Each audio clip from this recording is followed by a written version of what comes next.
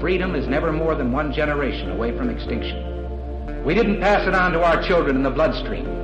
The only way they can inherit the freedom we have known is if we fight for it, protect it, defend it, and then hand it to them with the well-taught lessons of how they in their lifetime must do the same. And if you and I don't do this, then you and I may well spend our sunset years telling our children and our children's children what it once was like in America when men were free.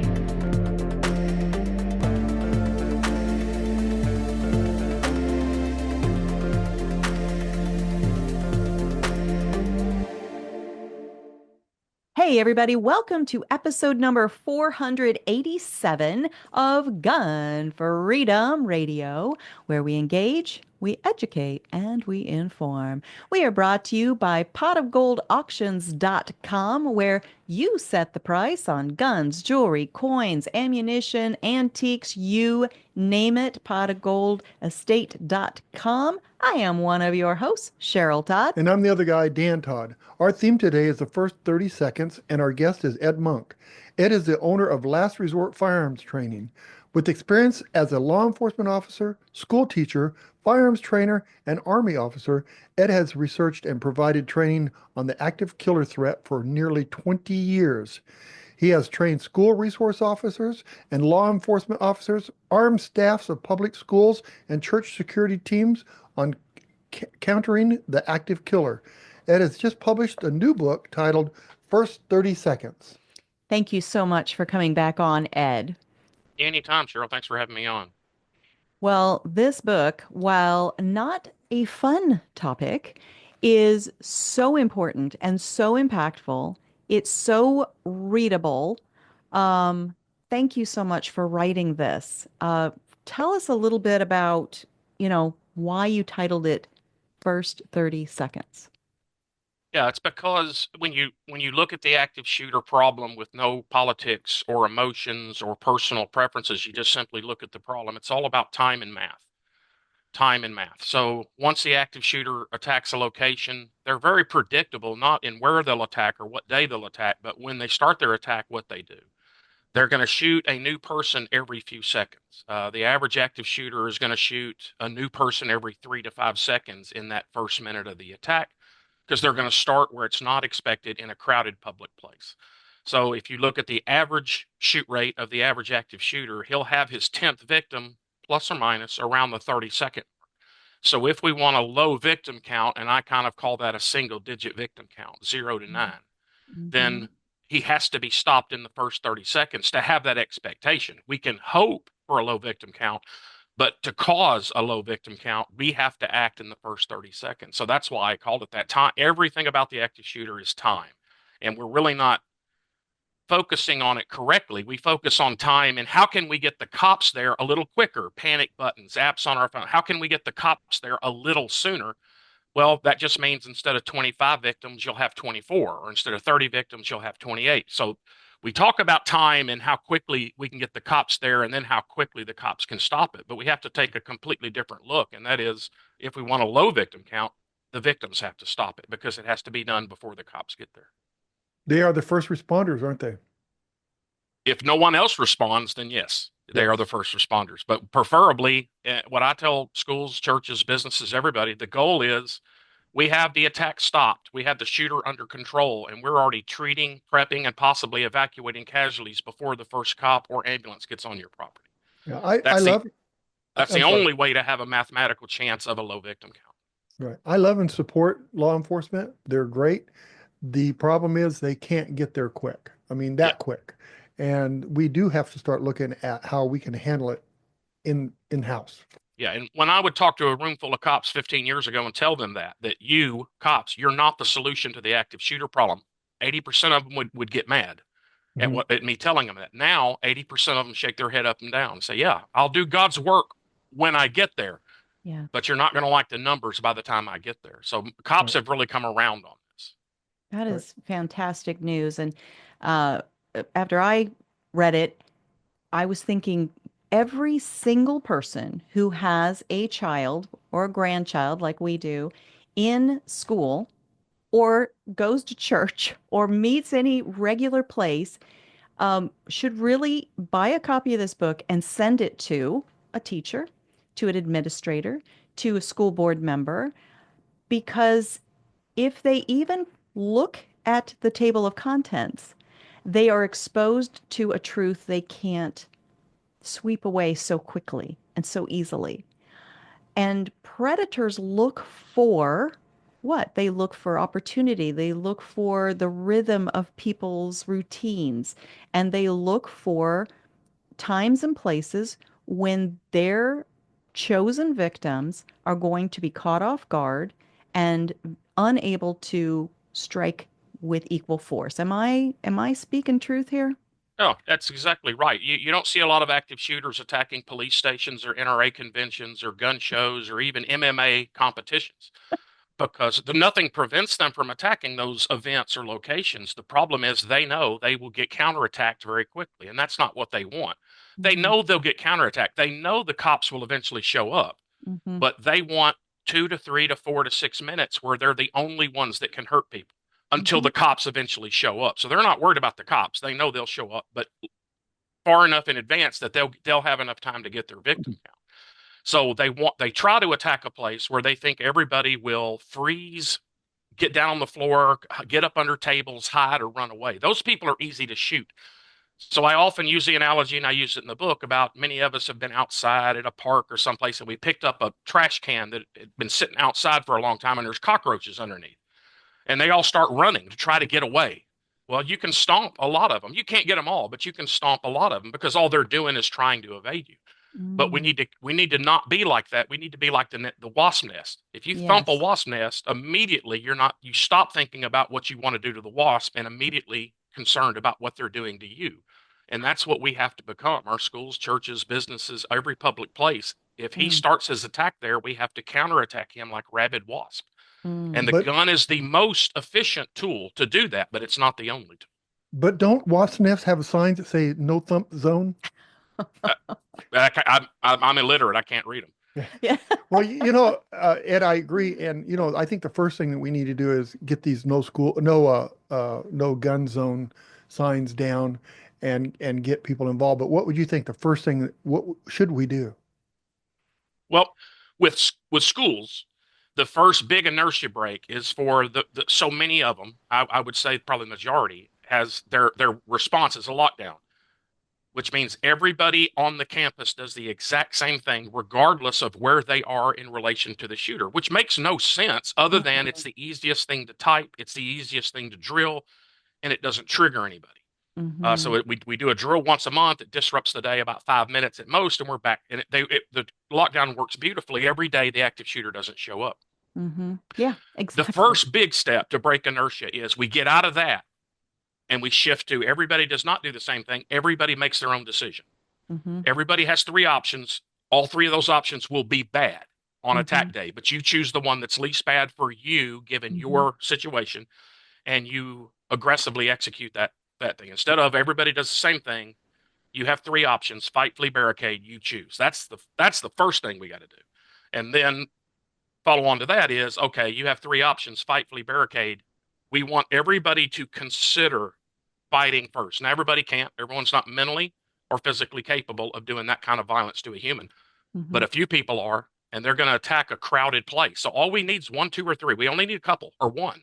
Mm-hmm. So for those of you in this population that are physically and mentally capable, God bless you. And we want you to mentally and physically prepare because we want you to fight. We want everybody to consider fighting first. And then the last step is, well, if you're going to fight, there's all kinds of ways to fight him. There's all kinds of ways we have successfully fought active shooters, but by far the most efficient, successful way is with a gun. The cops got a whole bunch of equipment on his or her belt. They got Mm-hmm. even more equipment in their police car. When they pull up to an active shooter scene and run inside, they will have one tool in their hand, regardless of all the other tools they possess, and that's the gun, Mm-hmm. because that's the most efficient. Mm-hmm. So, step one is everybody makes their own decision. Step two is everybody makes their own decision, and we highly encourage anybody capable of fighting immediately. Step three is okay, for those that are capable of willing of fighting, let's give them the most efficient tool. Right. Boy, I so agree with that. And our two grand littles, back in school, and they just had their first fire drill. And of course, they go line the kids up along a chain link fence. And I'm thinking, how and why is this the best option for keeping people safe? To me, it looks like you have just set up, a carnival game for a madman, um, to just pick off people so easily. It just blows my mind. And so, Well, and that happened here in my home go state, ahead. Jonesboro, Arkansas, one of our multiple shooter attacks. Not proud of it, but my home state has the record for the youngest school shooter, 11. The two shooters were 11 and 13. They pulled the fire alarm knowing what the fire drill would cause. Mm-hmm. And as the girls came outside the gym in response to the fire alarm, they shot them. But at least the fire drill has the concept of we are going to get people away from this horrible thing that can kill them called fire.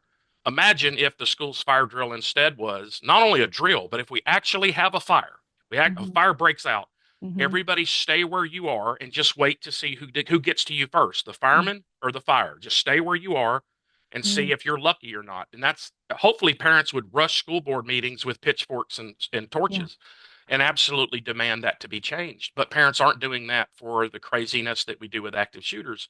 And no kids died in a school fire in America since the 1950s. But every year, multiple faculty and students get shot to the active shooter, the much more relevant threat. And we just have this policy in most cases of hunker down, try to survive, hope the cops get to you before the shooter does, which is an insane policy. Yeah. Right. And we get the idea that we should have, fire extinguishers. We get the idea there should be fire suppression systems in the ceilings, right? We get those things. And then everybody locks up when the tool that will protect people's lives happens to be this particular class of tool called a firearm. And you'll hear people, I saw in one of your chapters, these conversations that you've had with people, and God bless you for your patience and your wisdom, um, that, they say, well, guns don't belong on campus. And you're like, oh, really? They don't? Well, how about the people that are going to come help when you call 911? How about the school resource officer? So kind of walk us through how some of those conversations go, and whether you have success with them or not. Yeah, those are called the boogeyman arguments. It's so there is no good option on the day of the active shooter. It's like combat. If we have a combat operation tomorrow in the Army, some of us are going to get hurt. But the goal is we minimize to an absolute minimum the number of us hurt and then quickly get medical care to the few of us that got hurt. So there is no solution, there is no plan, there is no response to an active shooter that's perfect. So everything has a flaw. Is there a risk of having a gun on the school campus? Absolutely. Um, exactly 1 week, 7 days after the Parkland attack in Florida, a law enforcement officer negligently discharged his handgun in a school on the East Coast. It was one of the Carolinas, I believe, North or South Carolina. And on the Okay. same day, a law enforcement officer negligently discharged his weapon in California in a school campus. So having guns on the campus, just like having chemicals in the chemistry lab and having Yep. saws in the shop class and Yep. requiring your kids to slam into each other on the football field, there is risk in Yes. having guns on campus. The SRO, because again, we've had a cop here in Arkansas leave his gun in the bathroom Mm-hmm. and get to be found by a student or faculty. So there Mm-hmm. is risk. There's no doubt there's risk. The problem is what's the risk on attack day if we don't have it? So Mm-hmm. that's what they don't look at. Yeah, there's risk Mm-hmm. with it. Guaranteed there's risk with it. But Yeah.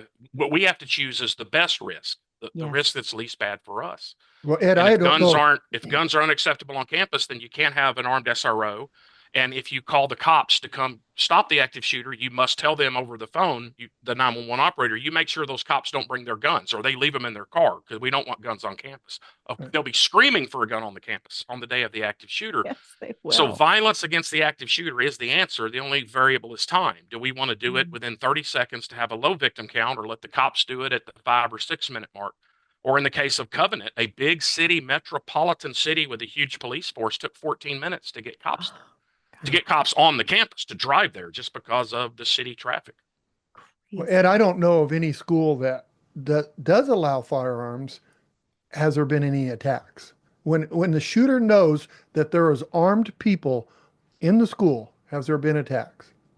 Well, I don't know of a school that's had an armed staff that's been attacked, but I don't know that that's actually statistically relevant because there are so few Mm. to do that. Like up until 3 years ago, I would tell private schools that I worked with, we've never had an active shooter at a private school. That doesn't mean they're Mhm. immune because now we've Right. had three after Covenant. We had, but Mhm. there have been attacks at schools with armed people because I can give you Right. 14 schools that were attacked by their own students who knew the SRO, or in two cases, two SROs Right. would be Mm. on campus. So Mhm. having armed people on campus, one or two or three, if they're known, because the student is just going to attack a different location. If they Right. think or Right. know the SROs in the cafeteria, they're going to go attack the art complex, a different building, a different wing of the building, a different place on campus. So yeah, you got a cop or two somewhere on this huge campus, but that Mhm. cop on campus isn't going to hear or see the first shot. So even they have to wait on a radio call, which by Mhm. that time there's probably 15 to 20 people already shot. And besides that, Mhm. they might go after them first.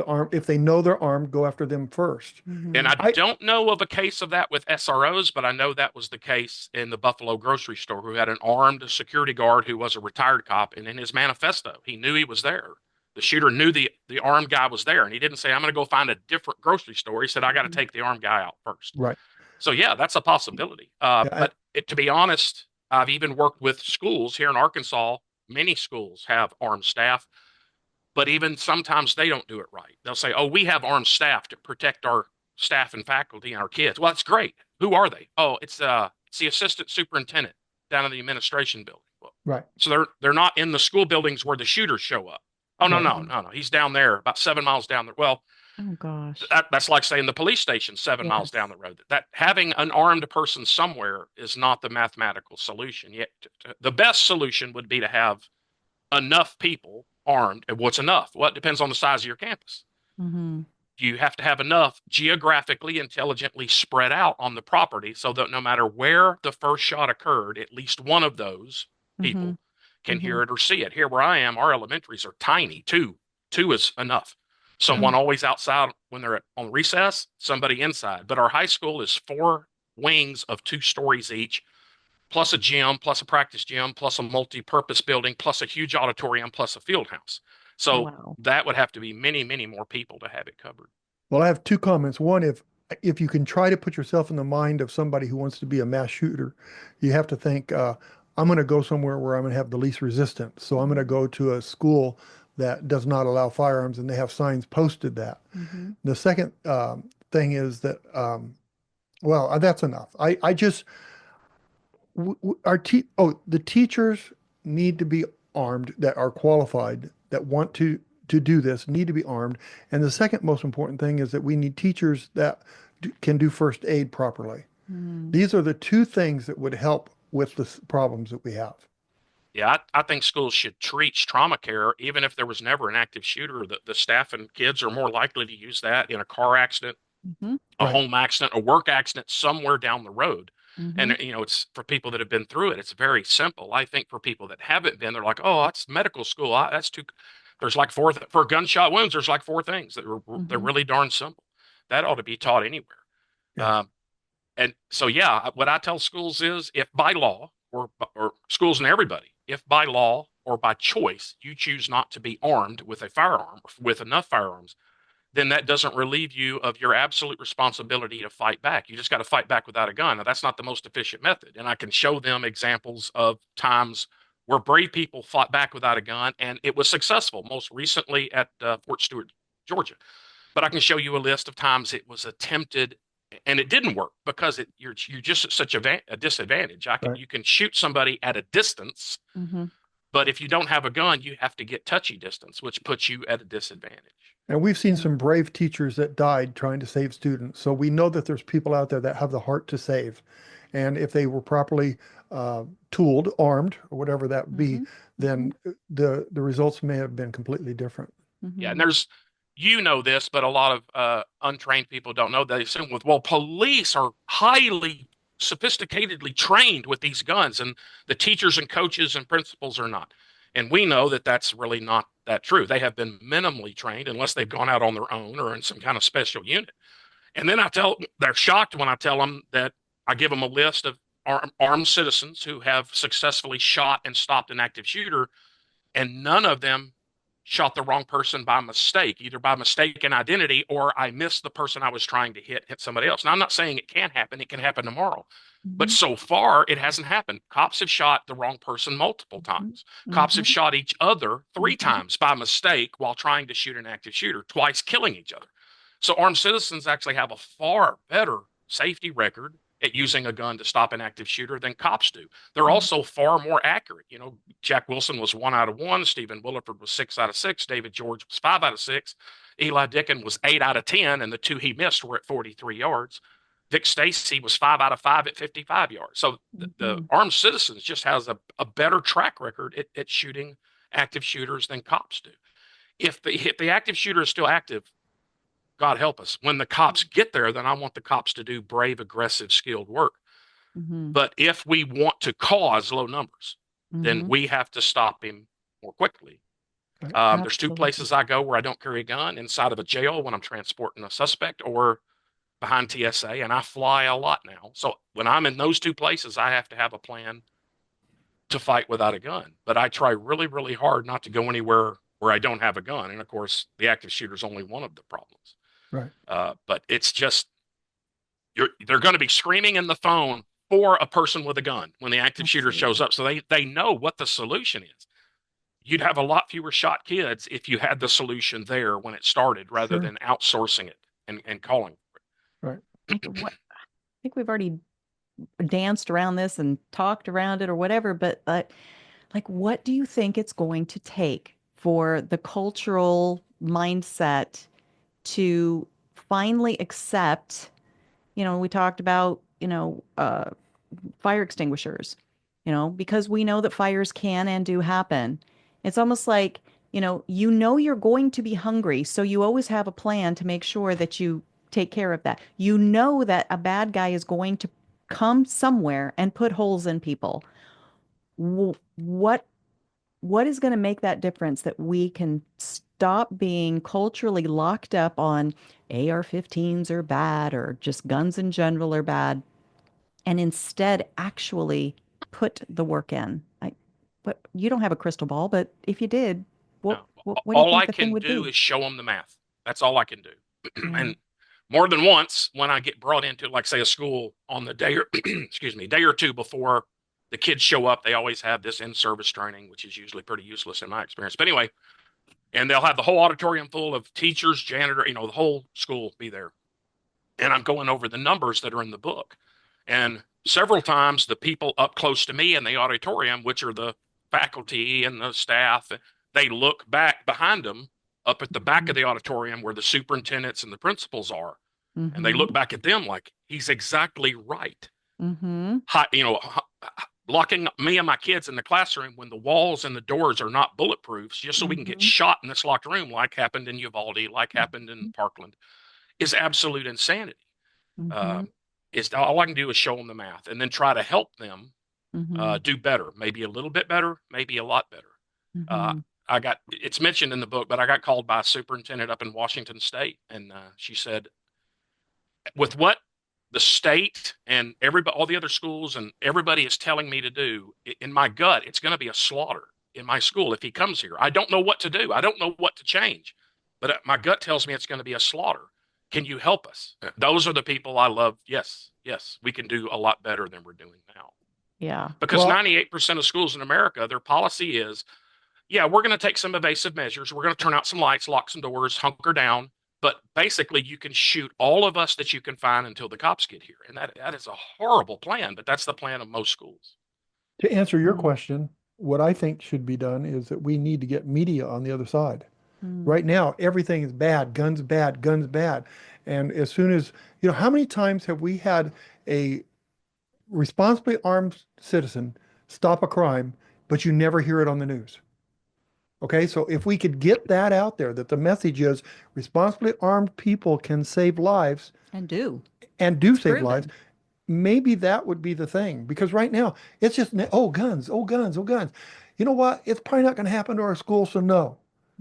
And we just need to get that negativity out of there and say, this is, we've got to be responsible for the kids in our schools. Mhm. Well, this Saturday, I'm having the Heroes Conference here in my hometown, where four people that shot and stopped active shooters. Three of the four are not cops.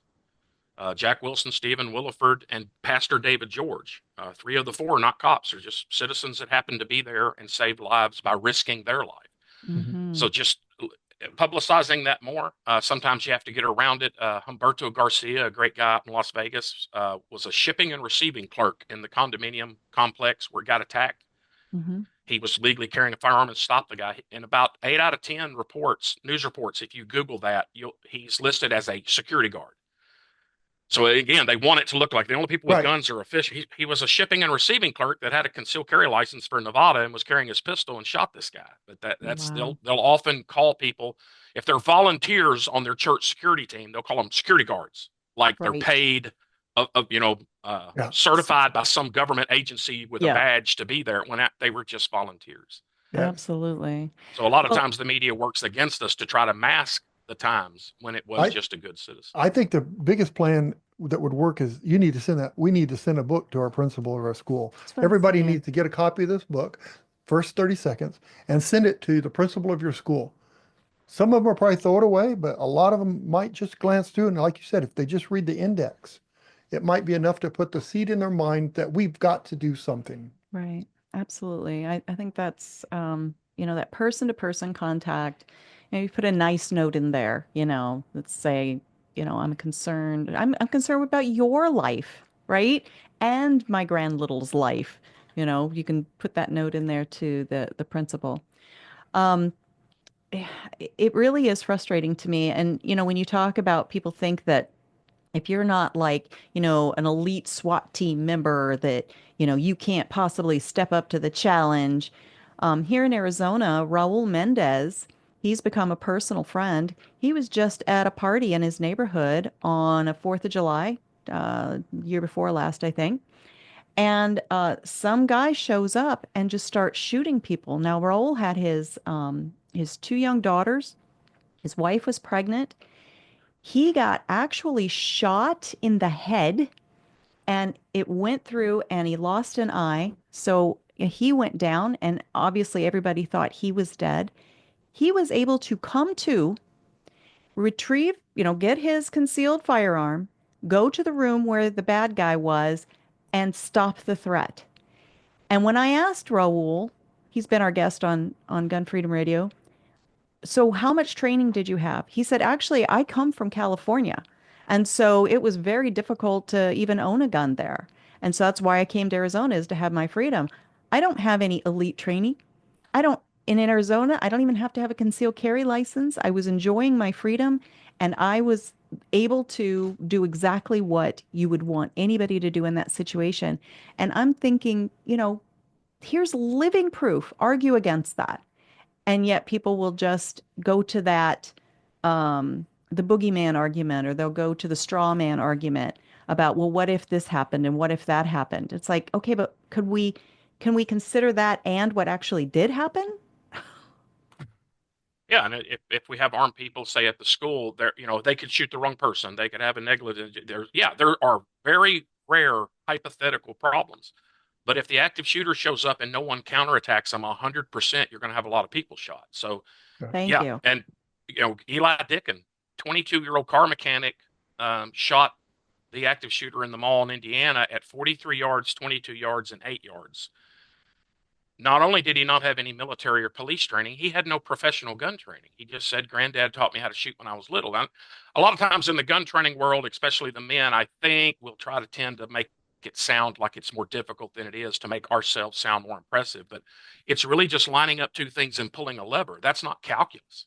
Yeah. So if you can keep your emotions under control, even a 22-year-old car mechanic with no advanced professional training can take out an active shooter. Pastor David George, pastor of a church at Walmart, after he preached his sermon when the active shooter kicked off there. So yeah, they say, well, they have no police training. Well, buddy, they didn't need police training. You know who did have over 25 years of police training? The SRO at Parkland, who didn't go in. So police training is irrelevant to this. The three things that are relevant is, are you there? Do you have a gun? Will you act? When those three things are present, Mm-hmm. At the same time, we have an 88% chance of a low victim count right now. Yeah. So Well, having as many people present armed that are willing, the problem is you don't know if they're willing. mm-hmm. 8 out of 8 deputies at Parkland didn't go in. 4 out of 5 cops paid to be there for security at the Lakewood megachurch didn't Mm-hmm. fight. Mm-hmm. Uvalde, an hour and a half, even with shields, ballistic shields in there, they didn't go forward until the federal border control team did. So what I tell people, and I am in law enforcement, right? But it's like every profession. If you hire a cop to be at your bank, your church, your whatever off duty, you don't know if you have Chuck Norris or Barney Fife, and you won't know until the first shot is fired. But I think the evidence is there. There's something for skin in the game.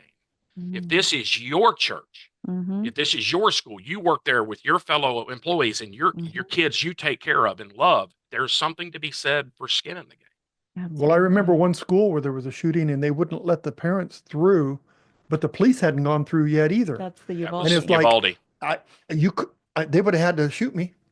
They would have had to shoot me. That was I would have. Uvalde, yes. You got to do something. You can't just sit there and go, oh, la, la, la. You've got to do something. So crazy. Well, what got you started on this journey? Was it when you became a teacher and you saw how vulnerable you were, or Mostly. It started, I did 24 years active duty in the Army. So the last couple of years I was in the Army, and I was an armor officer. So I was, armor and infantry are the two direct fighting branches.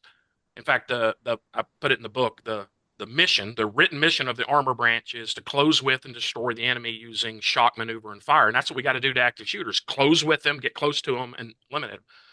But the last few years I was in the Army, and this would have been 2005, 6, and 7. I attended 2 years apart, two separate unclassified briefings where they showed us in the briefing websites on the internet, videos on the internet, pamphlets that were being handed out and emailed around to sympathetic people in America to the radical Islam movement to shoot soldiers, go on military bases and shoot them at ROTC departments at colleges, shoot them when they're off post pumping gas, whatever. Get a gun and go shoot soldiers. So the Army is telling me and everybody else, you are at increased risk more than anybody else. They're out there asking people to shoot you. So in the last 2 assignments I had in Fort Irwin and Fort Knox, I requested an exception to policy because it was against regulations for soldiers to carry their own guns on post. I requested an exception to policy, and I put that's the annex in the back of the book. I was told, of course not. You're stupid. What? You don't need guns. We have military police. So that was like, They're you're going to follow telling you me, home. you're telling me I'm at increased risk, and my soldiers are, but you're prohibiting us from protecting ourselves, which is absolute insanity, and they still do it today. That's why at Fort Stewart, the guys had to tackle the active shooter. And then 10 days after I retired out of the military, and about 15 months after I got back from Iraq, I start teaching public high school, and in a very, very good school, one of the top in the state. And I get told with all the other teachers, but I'm new, okay, our policy. If we have an active shooter in the school building, your job as the teacher is to gather all your kids and pack them in a nice tight corner in your classroom and wait on the cops. And I thought this is not only a policy that I didn't think was the best, this is the absolute worst policy. Other than pulling my own pistol and shooting my own kids for the active shooter, I can't have made his job easier than packing 28, 30 people in a corner so that when he comes in my classroom, he can just shoot them all. Oh, Mr. Monk, no, you're going to lock your door. You're supposed to lock your door. Well, I have a 2 foot by 3 foot, 1/8 of an inch glass window. He's just going to break the glass, reach in and open the door. Well, he probably won't think to do that. No. So he's going to come here with 3 guns and 800 rounds of ammo and want to kill 50 people, but he's unwilling to break a glass door. And then I got told, well, I got a first floor class window. I'm on the first floor. I have a big window. Let's get the kids out. I teach 11th graders. Let's get out the window and run if we know the shooter's in the building. And I got told, we can't do that. It would take hours to get accountability. And when I said, well, if I have to stay in the room, which I would have not followed that policy, but if the policy is we stay in the room, then I got 11th graders. I got a linebacker me on one side, him on the other. We have a welcoming party. When he breaks the glass to come into my room, I'm going to break his arm. Yeah. And then me and the linebacker are going to we can't have a policy that we fight back. Our insurance would go up. So that was the sledgehammer in the forehead to me of this. And these are not stupid people. These are very intelligent, well-meaning people. They just have no stomach for violence. They have no training or experience with violence. So they're doing what the experts, the federal government, the state government is all telling them to do, which is hunker down and wait on the outsource this problem to the Okay. cops who will come and stop it. And they Yeah. will. It's just you're not going to like the numbers. So Mm-hmm. they just Mm-hmm. have no stomach for it. So that's what got me into this is insanity. This hunker down and let him shoot as many of our kids as he can find until the cops eventually stop him is insanity. And we still have it. That's what Uvalde had. The schools have one or two. I call it option one and option two. Option one is hunker down, try to survive till the cops get here. Option two, slightly different. We're going to have a cop somewhere on this huge campus, but still Mm-hmm. hunker down and try to survive until a cop stops him. And that works 100% perfectly every day the shooter doesn't show up, but it gets us slaughtered on the day he does show up. And we've seen that with Uvalde, with Sandy Hook, with Parkland. Santa Fe had 2 SROs. Didn't work for them. It's We've just got to Ed, fight you, back. Ed, you said they were smart people. They might have been smart people. They didn't have common sense because Mm-hmm. that's not a fear. That's nothing. It's common sense because you don't have to do it, but somebody needs to do it. Mm-hmm. They lack common sense because Well, and Cheryl's mentioned fire several times. Common sense, if your stove catches your kitchen wall on fire, I have a fire extinguisher. I could put it out, right. or I could step back, find a phone, call 911, report the fire, let them report it to the fire department. The fire department will get here and Mm-hmm. they'll put it out.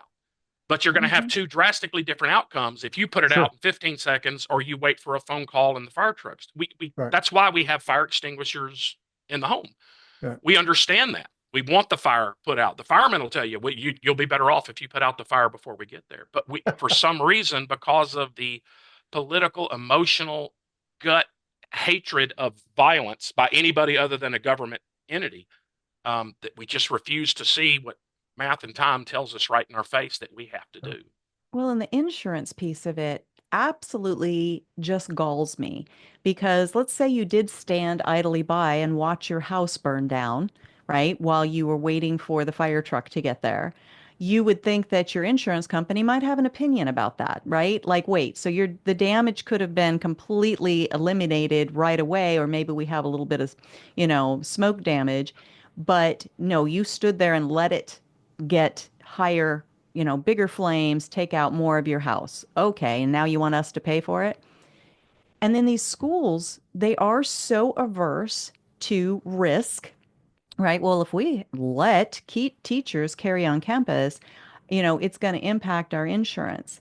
Well, why aren't they held liable for when they stand around and let the place burn to the ground, metaphorically speaking? The one story, I forget which school it was, but there was a man, I think he was a gym coach or something. He had stepped forward and he was going to try to stop the bad guy, but basically he just became the next target and he got to, absorb bullets and die right there on the spot.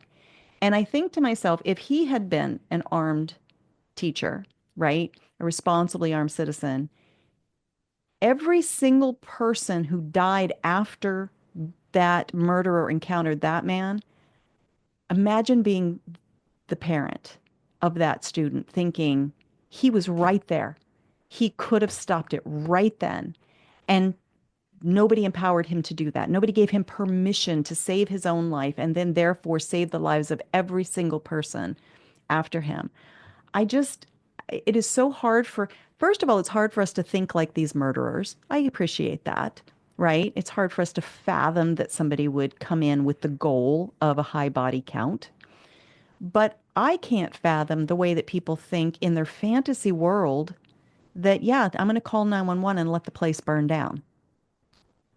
Well, and what would we think of people if someone grabbed their chest and fell down and everyone just kind of stood around and didn't try CPR, didn't get the defibrillator, and we just all sat down. Somebody called 911, get the EMTs here, and no one did anything.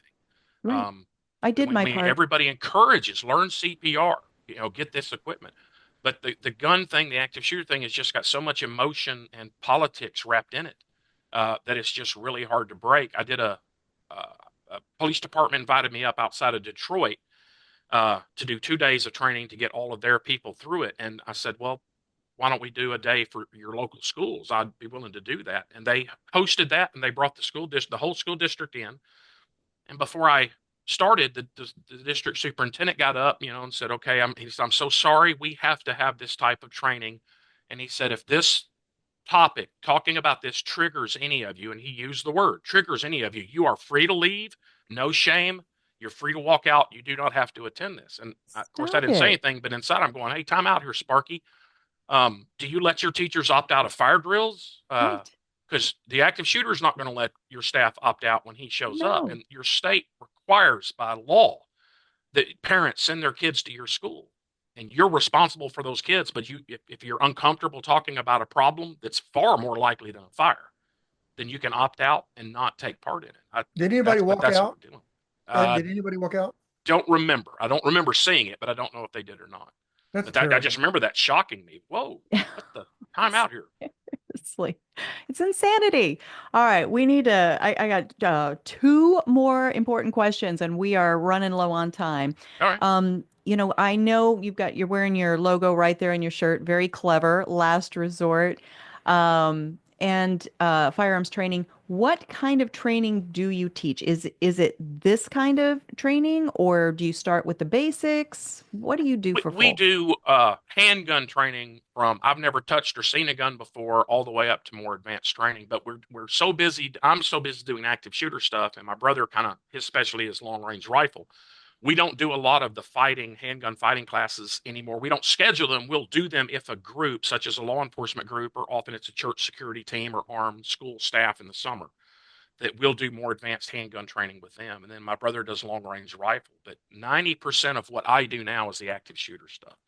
So I do presentations and seminars all over the country. I do them for general public audiences. I'll do them for schools. I'll do them for churches. To do them for law enforcement, or I'll do them at conferences for school safety, church safety, or law enforcement training. And I do live fire active shooter classes 1, 2, and 3 days. And then I do an instructor level 2-day class for firearms instructors who want to learn how I have developed specific live fire training, including individual live fire scenarios using 3-dimensional mannequins to do this. So that's the training that I provide. And where do you go? Do you go anywhere, or do people have to come to you? If it's presentations, I do it anywhere. I do the presentations and seminars from March to November. I'm gone 3 to 4, sometimes 5 places in a month. Mhm. I go up. I do my Heroes Conference here this weekend. Then next week I fly up and do Rhode Island School Resource Officer Conference, and then 4 days at New York, Buffalo, New York, Niagara Falls, for the New York SRO Conference. I'll do the Chief of Police Conference in Denver, the Law Enforcement Firearms Instructor Conference in Houston. So I do those all over the place. My live fire training, I don't travel. I do some, but I don't travel a lot with, because if it's 2 or 3 days, the mannequin targets are just Mhm. logistically different Yeah. to. Mhm. But some places, Firearms Academy of Seattle, South Dakota, their law enforcement academy bought a fleet of them. I went up there and taught their instructors how to run it. So I travel very little with live fire, but I travel mostly at 95% is what I do with the lectures and the seminars. So Ed, are you seeing when you talk to these schools and do the conference with the school, are you seeing a switch, a change that maybe you're getting the message clear that our children need to be protected? It's not an overwhelming tidal wave. I say it in the book, I live for small victories. I live Mhm. for small victories. So when a teacher brings in a baseball bat or something that is the preferred legal tool for them to fight, because they've got fight on the mind, and now they're bringing in a tool to do that. When they move a bookshelf from where it's convenient or out of the way to a place where it could absorb bullets coming through the wall, when they're thinking about their 3 options and they're optimizing their 3 options. If I get a school to change from everybody stays put to you got 3 options that you can run out of the building, we're not going to force you to artificially stay inside this building with a guy with a gun trying to kill you. Those are the kind of victories that keep me going. Good. Okay. Awesome. Now, private schools take this a lot more seriously than public schools. And to be honest, in almost every place, private schools have less legal, bureaucratic roadblocks or hurdles they have to jump to get Right. serious about this. But usually when a private school brings me in, their whole faculty is dead serious about doing the absolute best they can. where sometimes public schools want training because the state requires them to have training, and they're just trying to check a block to move on with the school year. Mm-hmm. Yeah, here in Arizona, we there was a survey done to, ask schools, do you have any plan for fire, for active shooters, for anything? And we found that the vast majority of schools were absolutely failing on that metric entirely. And so at least we were able to, get something passed that said, all right, you have to have something with these certain metrics. And but we've put up a bill a few times, trying to say, people don't, no teacher has to carry a gun, but they should have certain level of certain trainings. Mostly what we lean on is the stop the bleed type training. And it is just shocking how much pushback you'll get. So we are trying from every direction we possibly can to change the culture, change the conversation, and change the time metric, the first 30 seconds. Because, you say in your book that every incident, first of all, the bad guy gets to pick the time, right? We don't get to pick the time that, oh, we're here, we're ready, we're trained, we're prepared.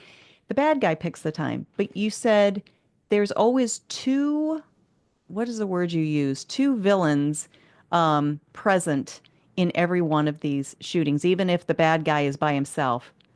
Yep. What are the two villains? Well, if not, over 95% of our attacks have been one shooter. So you have one shooter, but you've got the clock. That's the other. That's what we're not planning for. That's his accomplice. That's his buddy. So when he shoots his first round, that clock shows up and it starts ticking. And every few ticks of that clock, a new person's getting shot. So it's not enough to have a plan to stop the active shooter. We have to have a plan to stop it quickly. So we go back to the fire. Mm-hmm.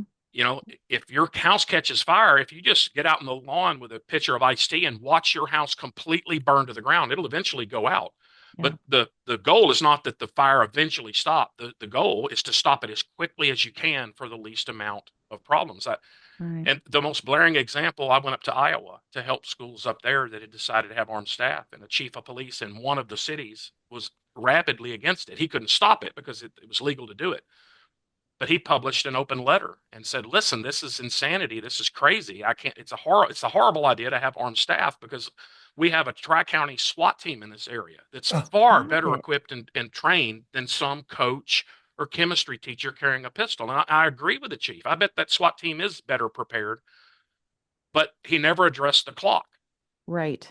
How long is it going to take to notify the members of that multi-county SWAT team after the first shot's fired, and then assemble them, get them geared up, get them to the right school campus, get them to the right building on the right school campus? He never addressed the clock. I'm sure your SWAT team could do it if when they show up, he is still shooting people. Right. But it usually takes 40 minutes to an hour to get a SWAT team anywhere. I'm sure SEAL Team 6 could stop the active shooter, but if they're not there right where it starts, they're irrelevant to my plan. Absolutely. Ed, if SWAT stops an active shooter, we have absolutely failed. Yeah. If they are in the parking lot and somebody starts shooting in the school, it's still going to take 60 seconds before they get in the building, and then they're not going to know where to go. If they're in the parking lot and they don't know about the shooting yet, they're probably not going to hear the shooting. So they're going to have to wait on a radio call, which is probably going to be 2 to 4 minutes after the first shot. Oh, gosh. Yeah. You are the first responder. The teacher, you're the first responder. Students, you're the first responder. Everybody. We have got to find a way to have our eyes open, to be ready for something to happen and respond quickly. Yeah, it took the Columbine SRO 4 to 5 minutes after the first shot to get to the active shooters. There were already 20 or more people shot by the time the Parkland SRO got to the right building, because they had to wait on a radio call. And by then you're going to have more people shot than we really want. Right. It's got to be done in the first 30 seconds. It really does, as is the name of your book. Please tell folks how they can follow all the work you do and buy this such important book. To send to your teachers and schools. Yeah. So the book's available on Amazon, but paperback like you have it, for $19.99 unless they put it on sale. And then the Kindle, for you ebook people, it's only $3.99. You can go to the book's website, which is www.first30-seconds.com. And on that website, it'll tell you about the book, and there's a button that says buy now. It'll take you straight to Amazon. It's sold off Amazon, or you can just go on Amazon, but make sure you buy the black cover with my name on it, because immediately through AI, somebody produced a book called The First 30 Seconds and put a clock on it. So that's there too, but make sure you get mine, first30seconds.com. And my email's on the back of it. So edmonk@aol.com. If anybody wants to contact me, edmonk@aol.com. Yes, I still have AOL. It still works. Contact me if I can help your law enforcement agency, your school, your church, your organization, your conference. Please let me know. That's what I do. I love it. Thank you so much for all that you do. Whoops, I just dropped the book. And for spending this time with us today, Ed. And God bless you in the work that you are continuing to do. It is so needed. Thank you all so much. I was just out. Is it Fort McDowell, northeast of Phoenix? Arizona's SRO conference had me out there, I think, in June. Oh, fantastic. So, yeah, appreciate y'all having me on. Absolutely. Well, thank you very much. We'll talk soon. Bye-bye. Yep. Wow. If we got to find a way to get the message out there. Well, are we just going to something? This is like you said. So I drop a cigarette. I don't smoke, but I drop a cigarette on the carpet. I could step it out. You know what? I better call 911 because I could burn I'm barefooted. Toe. Yeah. You could burn your pinky toe. And sit there and watch your house burn to the ground. But the insurance thing, why is there not liability for knowing the truth, for having this information out there and willfully ignoring it? Why is there not liability for that? Well, but the schools are so worried about their liability if they allow trained people to have that tool of self-defense right there with them. It's madness to me, but we've got to get out of here today. I have to say one thing. Mm-hmm. So we are required for our kids to go to school. Mm-hmm. We are required. We're told they have to go to school. Right. If they don't go to school, we can get in trouble. In California, they're arresting parents because the kids don't go to school. Yeah. Okay. Then if I take my kid to school, Mm-hmm. it is their responsibility from that point on. Mm-hmm. So if something happens to my kid at that school and they didn't do what they could do to save him or her, right, then they should be liable for that. I mean, it's because a they can do it. conversation that should be happening out there, but we do need to wrap up. We've got to wrap up. Thank you very much for being on the show, Ed. Yes, Ed Monk, amazing. And thank you to all of our amazing listeners all over the globe. And I want to thank the companies that support the work we do. We talked a lot about self-defense on this show. And if you are involved in a self-defense encounter, no matter what the tool is you need to use, it is guaranteed that you are going to need an attorney. So we work with a group called Attorneys on Retainer. We're clients and we're also affiliates. So if you'll go to our website, GunFreedomRadio.com, scroll down to the Attorneys on Retainer logo, or just go straight to attorneysonretainer.com. You use the affiliate code GFR for Gun Freedom Radio. You are protecting your family, giving yourself the peace of mind that our family enjoys as their clients.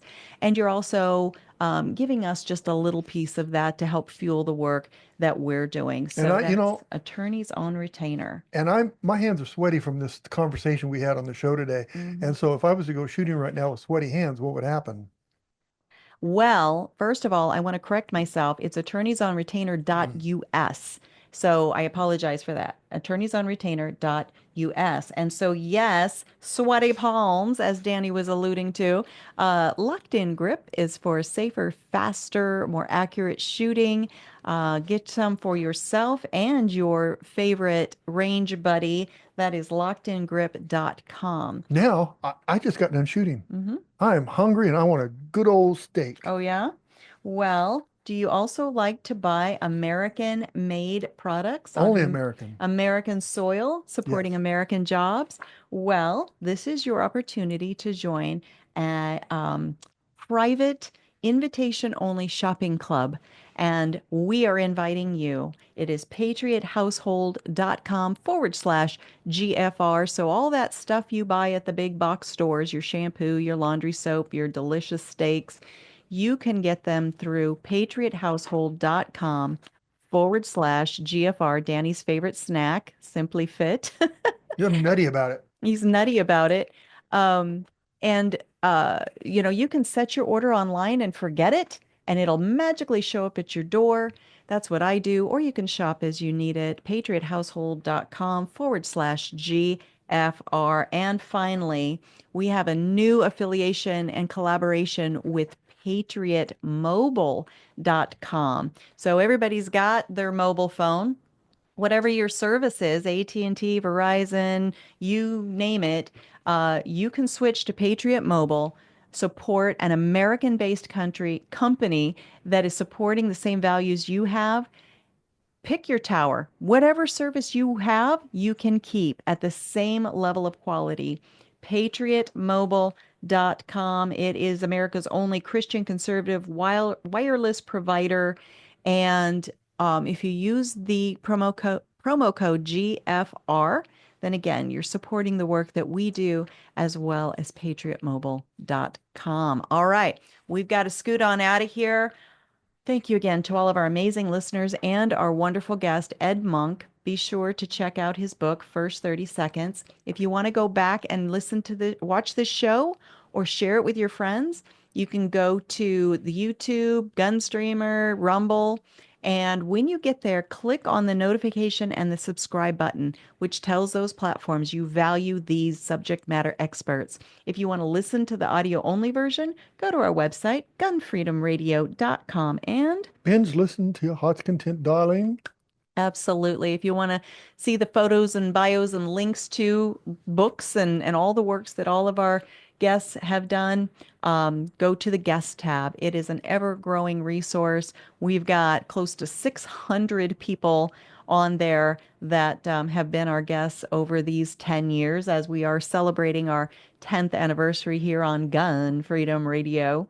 So when you spend time there on our website, we do not hate that. Hey, it's time to pray for our nation. It is. Pray for our leaders. And we'll do all that, even the ones we don't like. Nice. Kinda. And then we're going to say goodbye. Absolutely. All right. Until next time, be good to each other. Have a great week and God bless. Bye-bye.